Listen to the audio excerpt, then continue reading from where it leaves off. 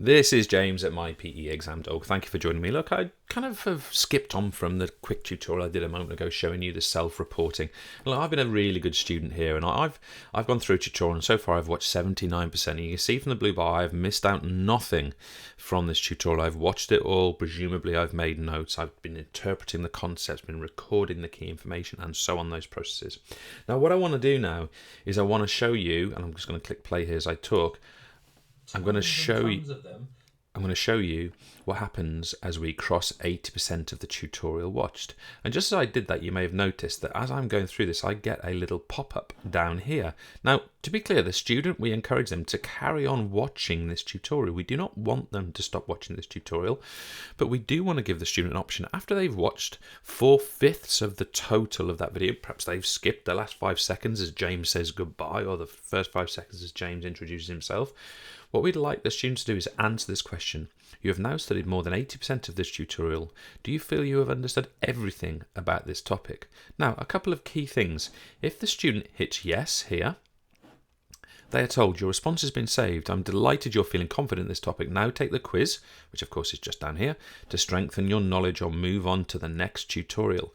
Now the other thing I'd say about this is that when the student hits yes, this also reports to the teacher who's responsible for this learner that this student has mastered this content. So the student is effectively saying, I've studied this, I've taken it, this is proof that I've taken it, but also I'm confident in it. Now that's very useful information for a teacher, because if that is the case, of course, maybe this teacher can focus on different things with that student, or indeed focus on this material with different students.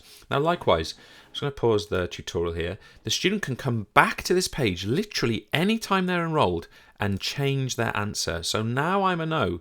Your response has been saved. If you're struggling to grasp this topic, watch it again. Ask your teacher for help or send your teacher a question.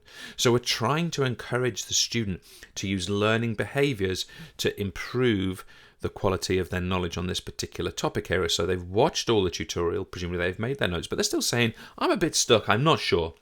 Now, we want students to see that as a good thing.